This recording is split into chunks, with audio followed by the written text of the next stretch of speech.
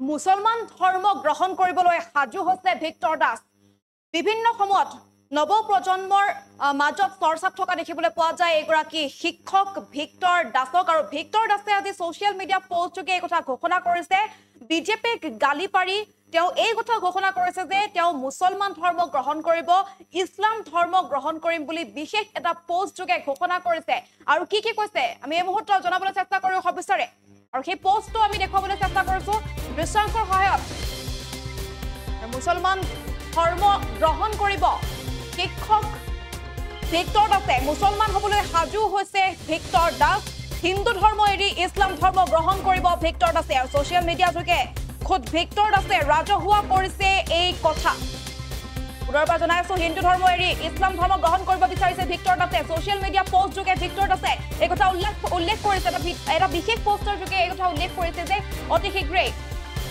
ইছলাম ধৰ্ম গ্ৰহণ কৰিব শিক্ষক ভিক্টৰ দাসে আৰু বিভিন্ন সময়ত আসলতে বিতৰ্কৰ আৱৰ্তত সোমাই পৰে এইজন ভিক্টৰ দাস আৰু এইবাৰ এই পোষ্টৰ যোগে পুনৰ এবাৰ বিতৰ্কৰ মাজত সোমাই পৰা দেখিবলৈ পোৱা গৈছে শিক্ষকজনক আৰু কিছুদিন পূৰ্বে আসলতে জেলৰ পৰা ওলাই আহিছিল তেওঁ আৰু তাৰ পাছতে পুনৰ এবাৰ বিতৰ্কত সাঙুৰ খাই পৰিছে এটা বিশেষ পোষ্ট দিছে যি পোষ্টত তেওঁ উল্লেখ কৰিছে বিজেপিক গালি পাৰিছে আৰু লাইভ যোগে সোশ্যাল মিডিয়াত ফেসবুকত লাইভ যোগেও কেইবাটাও বিস্ফোৰক মন্তব্য কৰিছে মুছলমান হ'বলৈ সাজু হৈছে ভিক্টৰ দাস হিন্দু ধৰ্মৰ প্ৰতি কিয় ইমান বিৰাগ জন্মিল ভিক্টৰ দাসৰ তাকে লৈ এতিয়া প্ৰশ্ন উত্থাপন হৈছে মুছলমান হৈ আচলতে কি কৰিব ভিক্টৰ দাসে যে বিজেপিক গালি পাৰি মুছলমান ধৰ্ম গ্ৰহণ কৰিবলৈ লৈছে ইয়াৰ পাছত আচলতে কি হ'ব মুছলমান ধৰ্ম গ্ৰহণ কৰাৰ পাছত ভিক্টৰ দাসে কি কৰিব হিন্দু ধৰ্মৰ প্ৰতি কিয় ইমান বিৰাগ জন্মিছে ভিক্টৰ দাসৰ তাকে লৈ বিভিন্ন জনৰ মাজত এতিয়া বিভিন্ন প্ৰতিক্ৰিয়া হৈছে সোশ্যাল মিডিয়াত নতুন প্ৰজন্মৰ মাজত বিশেষভাৱে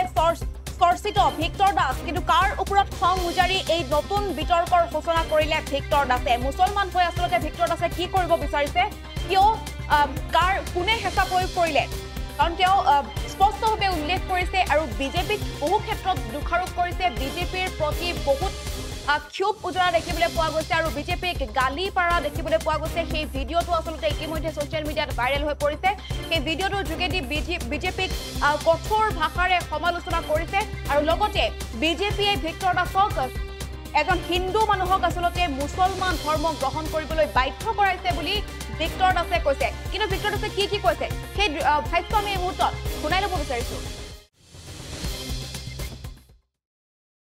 এই বিজেপি চৰকাৰে এজন হিন্দুক মুছলমান হ'বলৈ বাধ্য কৰিছে মই যাকালিক লৈ গীতা পঢ়া মানুহ যাকালি ৰাতিক লাগি আজি এই যি বিজেপিয়ে কৈ আছে কি কৈ আছে বোলে বিজেপিয়ে কি কয় বোলে হিন্দু হিন্দু হিন্দু হিন্দু হিন্দু সেই বিজেপিয়ে বাধ্য কৰিছে আজি ভিক্টৰ দাসক 24 ঘণ্টা সময় দিছিলোঁ মই পাঁচটা বস্তুক সময় দিছিলোঁ হিমন্ত বিশ্ব শৰ্মা পীযুষ হাজৰিকা হেমন্ত চৌধুৰী ৰঞ্জিত আৰু এখন এম্বুলেন্স তাৰে পিছতে হাতৰে এই নাটক বাকি কিবা বোলে USTMৰ কেছ আছিলে বোলে কিবা হিন্দু মুছলমান আজিৰ পৰা ময়ো মুছলমান আজি যি বিজেপিয়ে তহঁতক একত্ৰিত কৰিব চেষ্টা কৰিছে কিহত হিন্দুত্ব হিন্দুত্ব হিন্দুত্ব সেই বিজেপিয়ে কি কৰিলে আজি ভিক্টৰ দাস হিন্দু আছিলে সৰুৰ পৰা আজি মোৰ ঘড়ীত এতিয়া বাজি আছে 2:18 22 আগষ্ট 2024 বাধ্য কৰি পেলালে কিয় হিন্দুৰ পৰা মুছলমান হ'ব লাগে ইহত কেনেকুৱা গেম খেলা মানুহ গম পাইছন নাই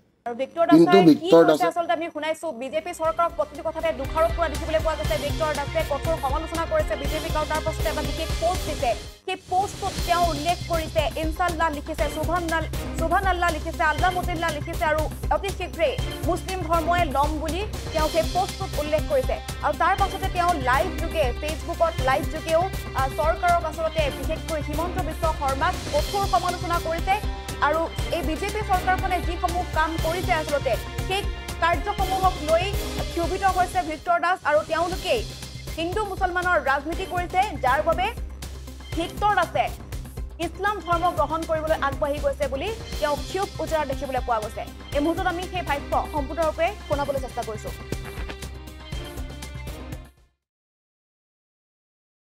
এজন হিন্দুক মুছলমান হ'বলৈ বাধ্য কৰিছে মই যাকালিক লৈ গীতা পঢ়া মানুহ যাকালি ৰাতিক লাগি আজি এই যি বিজেপিয়ে কৈ আছে কি কৈ আছে বোলে বিজেপিয়ে কি কয় বোলে হিন্দু হিন্দু হিন্দু হিন্দু হিন্দু সেই বিজেপিয়ে বাধ্য কৰিছে আজি ভিক্টৰ দাসক 24 ঘণ্টা সময় দিছিলোঁ মই পাঁচটা বস্তু সময় দিছিলোঁ। হিমন্ত বিশ্ব শৰ্মা, পীযুষ হাজৰিকা, হেমন্ত চৌধুৰী, ৰঞ্জিত আৰু এখন এম্বুলেঞ্চ। তাৰে পিছত ইহঁতৰ এই নাটক। বাকী কিবা বোলে USTMৰ কেছ আছিলে বোলে, কিবা হিন্দু মুছলমান। আজিৰ পৰা ময়ো মুছলমান। আজি যি বিজেপিয়ে তহঁতক একত্ৰিত কৰিব চেষ্টা কৰিছে কিহত? হিন্দুত্ব। সেই বিজেপিয়ে কি কৰিলে? আজি ভিক্টৰ দাস হিন্দু আছিলে সৰুৰ পৰা। আজি মোৰ ঘড়ীত এতিয়া বাজি আছে 2:18, 22 আগষ্ট 2024। বাধ্য কৰি পেলালে। কিয়? হিন্দুৰ পৰা মুছলমান হ'ব লাগে। ইহঁত কেনেকুৱা গেম খেলা মানুহ গম পাইছ নাই? কিন্তু ভিক্টৰ দাসে পলিটিক্স নকৰে, কেতিয়াও নকৰে। এই কথাষাৰ মই সদায় কৈছোঁ, এতিয়াও কৈ আছোঁ, সদায় ক'ম।